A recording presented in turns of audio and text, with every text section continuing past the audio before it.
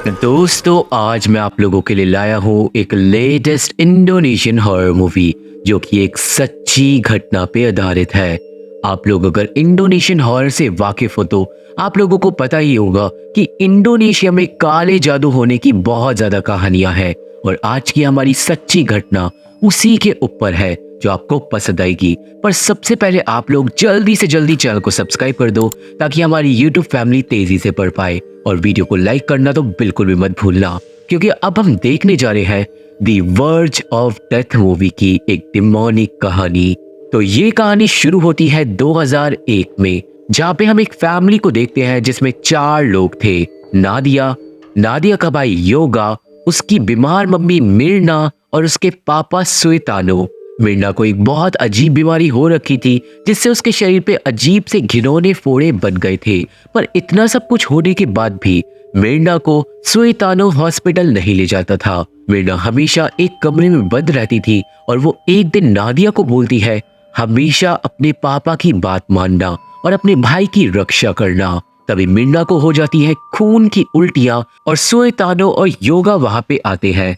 नादिया बोलती है एम्बुलेंस बुलाने के लिए, पर डॉक्टर को बुलाने की जगह सुइतानो भाग जाता है कमरे के अंदर और वो चिल्लाने लगता है कि प्लीज मेरी बीवी को मत मारो, जिससे बच्चे तो कंफ्यूज हो जाते हैं पर हम लोग समझ जाते हैं कि घर में कुछ उल्टा है। अब कुछ टाइम बाद आता है 2002 का हैप्पी न्यू ईयर, जहाँ पे नादिया और योगा अपनी माँ की तबीयत के लिए परेशान थे जब उन्हें किचन से आती है मिर्ना की आवाज। उधर जाकर चेक करते हैं, उनके होश उड़ जाते हैं क्योंकि मिर्ना बिल्कुल ठीक होकर डिनर टेबल पे आ गई थी। अपनी बीवी को देखकर सुइतानो भी बहुत ज्यादा खुश था, जिसके बाद वो पूरी फैमिली न्यू ईयर का डिनर करती है। जल्दी ही हैप्पी न्यू ईयर लग जाता है और सब लोग एक दूसरे को बधाइयां देते हैं, पर तभी मिर्ना को कुछ अजीब फील होता है। वो टेबल छोड़कर चले जाती है किचन में और नादिया अपनी माँ के पीछे जाती है पानी लेने के लिए। पर दोस्तों, नादिया के होश उड़ जाते हैं क्योंकि किचन में उसकी माँ का मुंह खोलते हुए पानी के अंदर पड़ा हुआ था। सुइतानो तुरंत अपनी बीवी को बचाता है, पर मिर्ना का मुंह इतना बुरी तरीके से जल गया था कि वो न्यू ईयर की रात को ही मारी जाती है। अब यहाँ से सीन जाता है 3 महीने आगे, जहाँ पे हमें पता चलता है कि सुइतानो का एक बहुत अच्छा खासा बिजनेस है और उसकी फैमिली को पैसों की बिल्कुल भी कमी नहीं है। पर सुइतानो ने अपना बिजनेस 3 महीने पहले ही स्टार्ट किया था। सुइतानो ने 3 महीने से अपने घर के अंदर रेनोवेशन का भी काम स्टार्ट करवाया हुआ है और नादिया और योगा को ये सब समझ नहीं आ रहा था कि उनका पापा इतना ज्यादा खुश क्यों है। इतना ही नहीं दोस्तों, सुइतानो ने अपने बच्चों को मिर्ना का खून साफ करने को भी मना किया था और उसने जहाँ पे खून पड़ा था ना, उस जगह की टाइल्स को बदल दिया था। ये बातें योगा को परेशान करती थी, पर एक दिन अचानक योगा को एक टाइल हिलती हुई दिखाई देती है। वो टाइल अचानक जमीन से हट जाती है और जब योगा उसके नीचे देखता है तो उसे मिलता है एक गहरा गड्ढा, जिसके अंदर से अचानक ही एक डिमोनिक एंटिटी निकलती है और योगा को नीचे खींचने की कोशिश करती है। खैर लकीली नादिया वहीं पे थी जो योगा को बचा लेती है, पर नादिया को कुछ भी उल्टा सीधा दिखाई नहीं दे रहा था। योगा को इसके बाद ऐसा लगता है कि बहुत सारे बिच्छू छेद से बाहर निकल रहे हैं और वो वहां से डर के भाग जाता है, पर नादिया को छेद तक दिखाई नहीं दे रहा था। अब उस रात को योगा हो गया था परेशान और उसे डिनर टेबल पे अपनी माँ की याद आ रही थी। योगा अपने पापा को ब्लेम करने लगता है कि अगर वो मिर्ना को हॉस्पिटल सही टाइम से ले जाता तो ऐसा कुछ भी नहीं होता, पर सुइतानो उल्टा योगा को ही चाटा मार के चुप करवा देता है। देर रात को नादिया अपने भाई के पास ही सोती है ताकि वो उसे कंफर्ट कर सके, पर योगा को उस रात नींद नहीं आ रही थी और उसे सुनाई दे रही थी अपनी माँ की आवाजें जो उसे बुला रही थी। योगा उठ के अपनी माँ की आवाजों के पीछे चले जाता है और उसे अपनी माँ की परछाई भी जल्दी ही दिखने लगती है। एंड में योगा को अपनी माँ किचन में मिलती है खौलते पानी के पास, और जब योगा मिर्ना के पास पहुंचता है तभी उसकी गर्दन टूट जाती है और वो गायब हो जाती है। योगा डर जाता है, पर तभी किचन में आ जाता है सुइतानो और योगा अपने पापा से छुप जाता है। सुइतानो किचन से चाकू लेके वहां से निकल जाता है, पर योगा को अपने पापा पे शक था। खैर योगा पहले अपने कमरे में जाके सोने की एक्टिंग करता है क्योंकि सुइतानो पहले अपने बच्चों को जाकर चेक करता है कि वो सोए हुए हैं या फिर नहीं, जिसके बाद सुइतानो अब उसी कमरे के अंदर चले जाता है जिसका दरवाजा वो लॉक करके रखता था और किसी को अंदर नहीं जाने देता था। योगा जाता है अपने पापा के पीछे और वो की होल के अंदर से जो देखता है उससे उसके होश उड़ जाते हैं और यहाँ से सीन जाता है 9 साल आगे 2011 में। हमें पता चलता है कि पिछले कुछ टाइम से योगा के साथ हो रही है डिमोनिक चीजें, पर नादिया को अभी उस पर यकीन नहीं है। दोनों भाई बहन अब बड़े हो गए थे और नादिया योगा को एक थेरेपिस्ट के पास जाने को बोल रही थी। पर इतना ही नहीं, हमें पता चलता है कि 9 साल पहले जो रेनोवेशन सुएतानो ने घर में स्टार्ट करवाई थी ना, वो अभी तक चल रही है। जी हाँ दोस्तों, इस परिवार का घर सालों से बन रहा है और सुएतानो कुछ ना कुछ घर में करवाता ही रहता है। उस दिन नादिया को योगा बताता है कि उसने 9 साल पहले कुछ देखा था और अब नादिया बड़ी हो गई है तो वक्त आ गया है कि उसे भी अपने पापा की सच्चाई पता चल जाए, और इसलिए योगा नादिया को रात को सोने से मना करता है। रात होती है और नादिया अपने भाई की बात मानकर नहीं सोती। सुएतानो नादिया को हमेशा की तरह चेक करने के लिए आता है कि वो सो रही है या फिर नहीं, और सुएतानो के जाने के बाद योगा आता है और अपनी बहन को लेके जाता है उसी सीक्रेट कमरे में। अब आज रात नादिया भी की होल से देखती है और उसके रोंगटे खड़े हो जाते हैं, क्योंकि दोस्तों कमरे के अंदर सुएतानो एक बकरे की बलि चढ़ा रहा था। वो एक डिमोनिक रिचुअल कर रहा था और वो खुद को बकरे के खून से नहलाकर किसी डिमोनिक एंटिटी को खुश कर रहा था, जिससे नादिया समझ जाती है कि उसका पापा करता है काला जादू, और इसलिए ही घर में इतनी अजीब चीजें उन्हें फॉलो करनी पड़ती है। योगा अब नादिया को लेकर छुप जाता है, जिसके बाद सुएतानो बकरे की लाश के साथ निकलता है और उसे गाड़ने के लिए अपने आंगन में ले जाता है।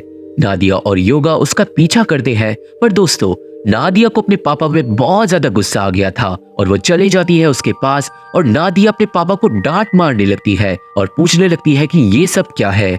वही योगा जाकर उस सीक्रेट कमरे के दरवाजे को तोड़ देता है, पर तभी सुएतानो नादिया के साथ वहां पर आकर अपने बेटे को रोक लेता है। योगा ब्लेम करने लगता है सुएतानो को काले जादू के लिए, जिसकी वजह से मेंढा मारी गई, और अब यहाँ पे सुएतानो बताता है कि आखिर बात क्या है। असल में दोस्तों सुएतानो और मिर्ना पे बिल्कुल भी पैसे नहीं थे शादी के बाद, और उनका बिजनेस भी फेल हो गया था, जिसके बाद नादिया और योगा को पालने के लिए सुएतानो और मिर्ना ने एक काले जादू वाले पंडित से बात करी थी। उस पंडित ने एक रिचुअल स्टार्ट करवाया था, जिसके हिसाब से बकरे की बलि हर महीने चढ़ाने से उन लोगों को एक डीमन वो सब कुछ देगा जो उन्हें चाहिए। सुएतानो और मिर्ना ने वो रिचुअल किया था, पर कुछ टाइम बाद मिर्ना को उस डीमन ने परेशान करना स्टार्ट कर दिया था। मिर्ना समझ गई थी कि वो डीमन उसकी आत्मा को ले जाना चाहता है, पर क्यों ये हमें आगे पता चलेगा। सुएतानो ये शुरू से जानता था कि एक दिन वो डीमन मिर्ना को ले जाएगा, जिसके बाद मिर्ना हो गई थी बीमार, पर मिर्ना ने सुएतानो से प्रॉमिस लिया था कि वो हमेशा बकरों की बलि चढ़ाता रहेगा और बच्चों को डीमन से बचा कर रखेगा। उसके बाद डीमन न्यू ईयर की रात को मिर्ना को ले गया था, और ये सब सुन के योगा को आ जाता है गुस्सा। वो कमरे के अंदर जाके डिमोनिक ऑल्टर को तोड़ने लगता है, और सुएतानो योगा को रोकने की बहुत कोशिश करता है, पर वो रुकता नहीं। जिसके बाद अचानक ही घर की लाइट्स चले जाती है, सब लोगों को सुनाई देने लगती है डिमोनिक आवाजें, और सुएतानो योगा की तरफ से डीमन से माफी मांगने लगता है। योगा वहां से निकल जाता है और वो डीमन सुएतानो को कमरे में ही लॉक कर लेता है। अब योगा और नादिया घर से भागते हैं, पर तभी उनके सामने आ जाती है एक डिमोनिक एंटिटी।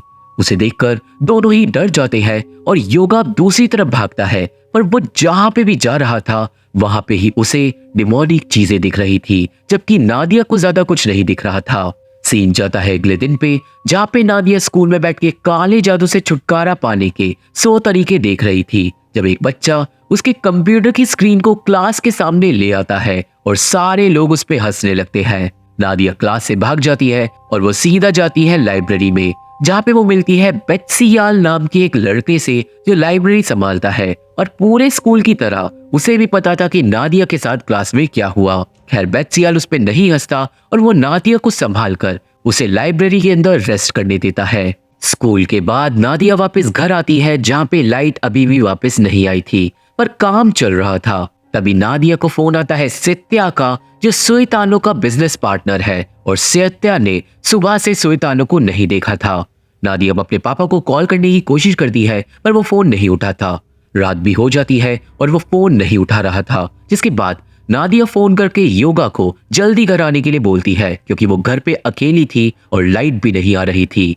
थोड़ी देर बाद जब योगा नहीं आता तो नादिया चले जाती है अपने पड़ोसियों के पास और पड़ोसी बड़े वेलकमिंग थे। नादिया पड़ोसियों के घर में अपना फोन चार्ज करती है, पर फिर नादिया को पता चलती है एक अजीब बात। असल में दोस्तों, सुइतानो बकरों की बलि चढ़ाकर मीट को पड़ोसियों में बांट देता था और पड़ोसी बड़े खुश थे क्योंकि वो मीट खाकर उनके घर में कोई भी बीमार नहीं पड़ रहा था। वही घर पे आ जाता है योगा, जो नादिया को ढूंढने लगता है, पर तभी उसे नादिया की चीख सुनाई देती है। वो तुरंत अपनी बहन की चीखों के पीछे भागता है, पर फिर उसे मिलती है नादिया, जो बाथरूम के कोने में खड़ी थी। वो उसके पास जाता है और तभी नादिया बदल जाती है एक बहुत ही ज्यादा क्रीपी डिमोनिक एंटिटी में। योगा बच के भागता है, पर अब डिमोनिक नादिया दूसरी तरफ से भी उसे घेर लेती है और अब वो जहां भी जा रहा था, डिमोनिक नादिया उसे हर जगह दिखाई दे रही थी। योगा एक कोने में बैठ के अपनी आंखें बंद कर लेता है, पर वो एंटिटी योगा का पीछा नहीं छोड़ती। खैर तभी वहां पे आ जाती है नादिया और वो योगा को बचा लेती है। एंटिटी गायब हो जाती है और थोड़ी ही देर बाद सुइतानो एक बकरे के साथ वापस घर आ जाता है। नादिया पूछती है कि वो कहाँ पे गया था, पर सुइतानो को जल्दी से जल्दी बकरे की बलि चढ़ानी थी। नादिया बोलती है कि वो लोग जिंदगी भर इस डीमन के वश में नहीं रह सकते, पर सुइतानो के हिसाब से अगर वो लोग इस डीमन के खिलाफ जाने की कोशिश करेंगे तो वो डीमन सबको मार डालेगा। अब दोस्तों, नादिया को अपनी माँ की बात याद आ जाती है कि उसने कहा था कि अपने पापा की बात हमेशा मानना, और इसलिए नादिया भी मान जाती है बकरे की बलि चढ़ाने में साथ देने के लिए। बलि चढ़ाने के बाद नादिया और सुइतानो उसे दफन करते हैं और इस सब से योगा सहमत नहीं था, पर अपनी बहन को देखकर वो भी इस खेल में शामिल हो जाता है। पूरा परिवार अब बैठ के बकरे के मीट को काटता है और अगले दिन मीट को सारे पड़ोसियों में बांट दिया जाता है, जिससे उनका परिवार सेफ रहेगा। अब इसी तरीके से 6 महीने बीत जाते हैं और सब कुछ ठीक रहता है और नादिया और योगा को लग रहा था कि शायद उनका परिवार इसी तरह बचा रहेगा, तो वो दोनों अब थोड़े खुश थे। इतना ही नहीं, योगा ने डिमोनिक शक्तियों से बचने का एक तरीका भी ढूंढ निकाला था, जो ये था कि अगर डिमोनिक शक्तियां पास हो तो कान बंद करने से वो शक्तियां गायब हो जाती है। उस रात न्यू ईयर्स ईव थी, तो फैमिली आंगन में भुट्टे सेक रही थी। ठंड हो रही थी तो योगा अपनी जैकेट लेने कमरे में चले जाता है, पर जैकेट लेते वक्त कोई दरवाजा बंद कर देता है। वो दरवाजे के पास जाता है, पर फिर तभी कोई वार्डरोब का दरवाजा खोल देता है, जिससे योगा को हो जाता है शक। वो जाके दरवाजा लॉक करता है, पर फिर से दरवाजा अपने आप खुल जाता है, जिसके बाद योगा भागता है डर के मारे, पर दरवाजा खोलते ही सामने खड़ा था वो डीमन, जिससे डर के योगा अपने कान बंद कर लेता है। तभी 2012 का हैप्पी न्यू ईयर लग जाता है और नादिया अपने भाई को लेने आती है उसके कमरे में, पर जैसे ही वो उसके कमरे में घुसती है उसके होश उड़ जाते हैं, क्योंकि योगा छत से नीचे गिरता है और डीमन ने उसे बुरी तरीके से नोच डाला था। वो डीमन अब नादिया के सामने ही योगा को उठा उठाकर पटकने लगता है और नादिया अपने भाई को बचा नहीं पाती। एंड में वो डीमन योगा को उठाकर उसकी गर्दन तोड़ देता है और हॉस्पिटल जाते वक्त योगा बेचारा मारा जाता है, जिससे नादिया बिल्कुल डिप्रेस्ड हो गई थी। सीन जाता है योगा के फ्यूनरल पे, जहाँ पे उसकी लाश को घर से ले जाते हैं, पर नादिया जब घर से बाहर निकलकर वापस घर में घुसने ही वाली थी, तभी उसे दिखाई देती है अपने भाई की बहुत ही ज्यादा डिमोनिक झलक, जिससे नादिया के होश उड़ जाते हैं, क्योंकि उसके साथ पहला ऐसे कभी कुछ नहीं हुआ था। वो अपने कान बंद करके प्रेयर करने लगती है और वो तरीका काम कर जाता है, क्योंकि वो आत्मा गायब हो जाती है।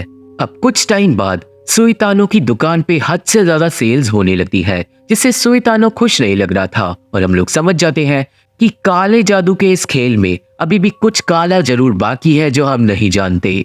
वहीं कॉलेज में नादिया मेडिकल की पढ़ाई कर रही थी और उसे मेंढक की ऑटोप्सी करने को दी गई थी कि तभी टेबल पे वो डीमन आके अपना बकरे वाला सर गिरा देता है और नादिया बुरी तरीके से चीख पड़ती है। वो क्लास से भाग जाती है और वो सीधा जाती है कॉलेज की लाइब्रेरी में, जहाँ पे एक बार फिर से उसे मिलता है बित्सियाल। बित्सियाल को पता चलता है कि नादिया एंटी डिप्रेसेंट्स ले रही है और वो नादिया को कंफर्ट करने की कोशिश करता है, बित्सियाल समझाता है कि अगर तुम अपने अंदर की बातों को किसी से शेयर नहीं कर सकती तो तुम उन बातों को एक डायरी में लिखा करो, जिससे तुम्हारे दिल को शांति मिलेगी। खैर, नादिया को बित्सियाल की बातें अच्छी लगती है और इसलिए उस रात से नादिया डायरी में अपनी बातें लिखने लगती है। खैर, रात के टाइम नादिया को सुनाई देती है अपने भाई की रोने की आवाज, और जब वो जाकर चेक करती है तो वो आवाज आ रही थी सीक्रेट कमरे से। वो अंदर जाकर देखती है और उसके होश उड़ जाते हैं, क्योंकि वो डीमन योगा की लाश को कच्चा खा रहा था। वो डीमन फिर नादिया के हाथ पे स्क्रैच मारकर वहां से चले जाता है और नादिया अपने पापा को ये सब बताती है, जिससे सुन के सुइतानो के होश उड़ गए थे। नादिया बताती है कि उस डीमन ने योगा और वेंडा की आत्माओं को खा लिया है और अब वो डीमन शायद नादिया के पीछे है। सुइतानो अब बिल्कुल देर नहीं लगाता और वो अगले दिन नादिया को अपने साथ एक जंगली इलाके में लेके जाता है। पर रास्ते में नादिया को दिखाई देती है एक बूढ़ी औरत जो उसे क्रीपी तरीके से घूर रही थी। वो औरत सुइतानो को नहीं दिख रही थी, तो वो नादिया को बोलता है ज्यादा चीजों पे ध्यान मत दो। पर थोड़ी दूर चलने पे नादिया को फिर से वो क्रीपी बुढ़िया दिखाई देती है।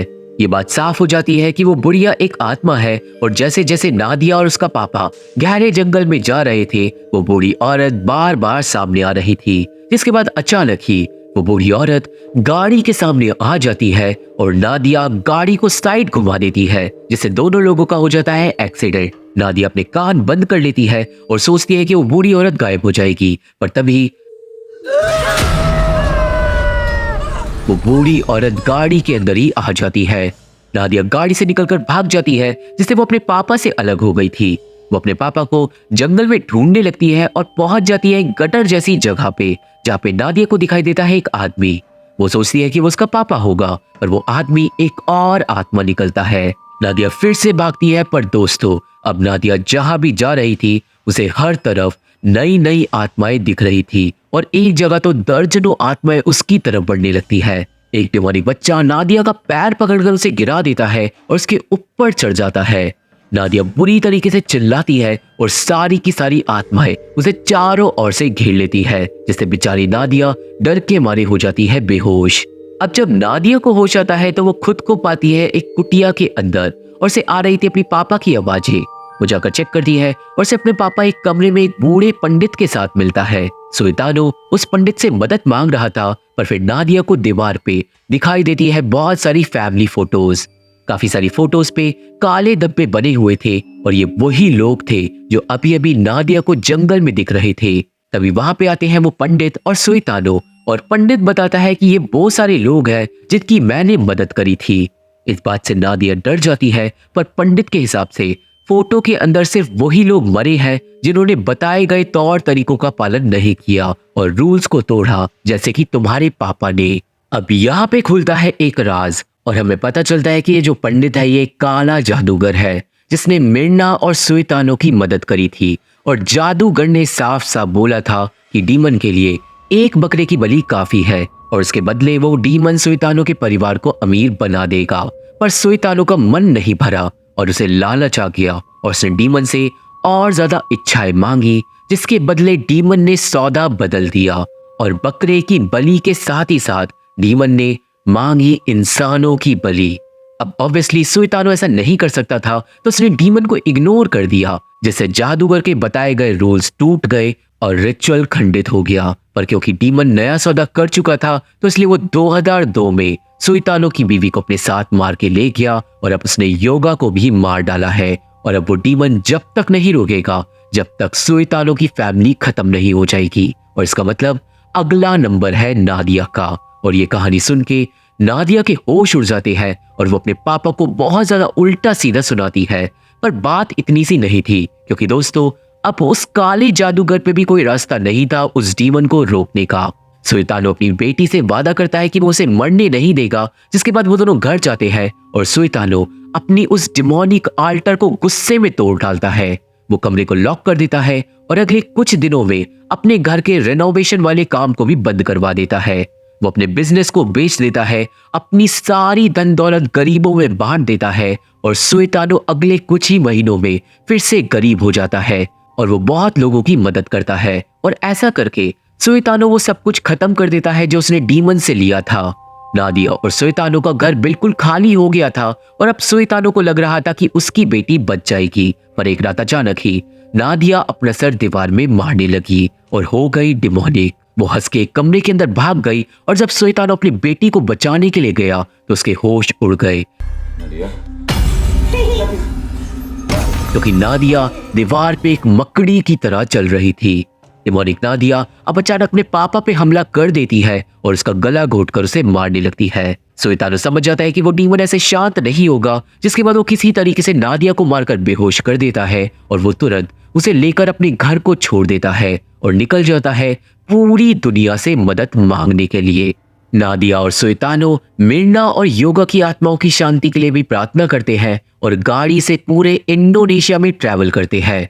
उन्होंने सारे बड़े बड़े शमन के कांटेक्ट इकट्ठा कर लिए थे और वो अब हर जगह हर एक शमन से मदद मांग रहे थे, पर कोई भी शमन उस डीमन से लड़ने को रेडी नहीं था।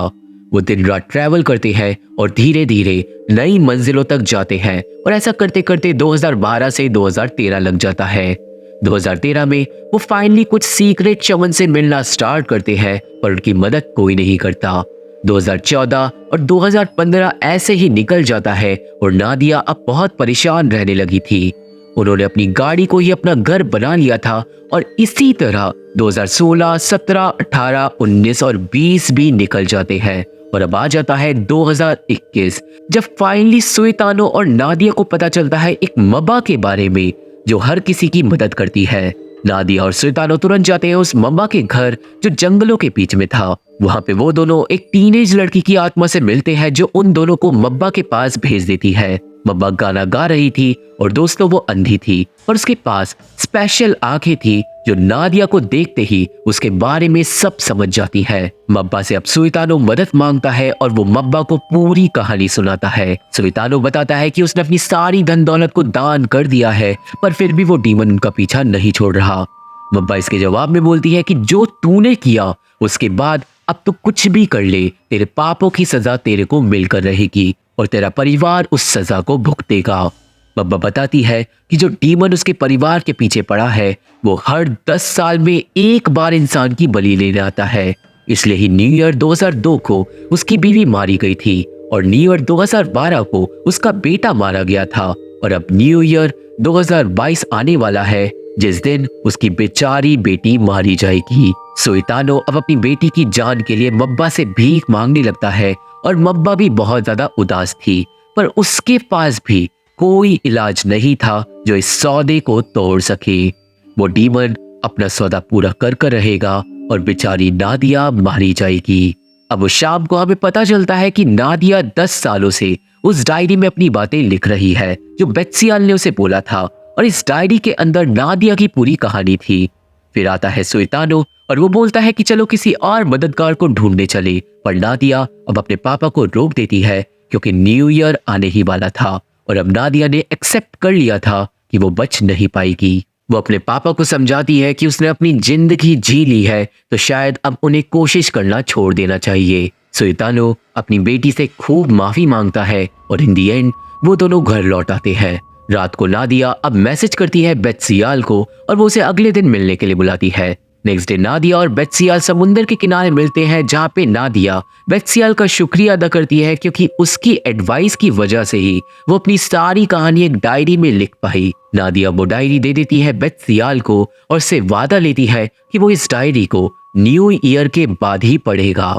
वो दोनों अब साथ में थोड़ा टाइम स्पेंड करते हैं और यहाँ से सीन जाता है न्यू ईयर से 5 मिनट पहले पे, जहाँ पे नादिया और सुल्तानो डिनर करके बैठे हुए थे। नादिया अपने पापा से बोलती है कि मैं नहीं चाहती कि आप मेरे साथ 12 बजे साथ रहो। मैं चाहती हूँ कि जो भी हो वो दीवारों के पीछे हो और आपको वो सब देखना ना पड़े। और सुल्तानो को अपनी मरती हुई बेटी की आखिरी इच्छा माननी पड़ती है। वो अपनी बेटी को जाके गले लगाता है और उसे फिर से माफी मांगता है, जिसके बाद उसे वहां से जाना पड़ता है और कुछ ही सेकंड में 12 बज जाते हैं। न्यू ईयर होते ही नादिया को कुछ अजीब फील होने लगता है, लाइट्स फ्लिकर होने लगती हैं और वो डीमन आ जाता है नादिया के पीछे। डीमन नादिया को पकड़ लेता है जिससे नादिया के शरीर में होने लगती है खुजली और खुजली इतनी ज्यादा बढ़ जाती है कि नादिया की खाल उतरने लगती है।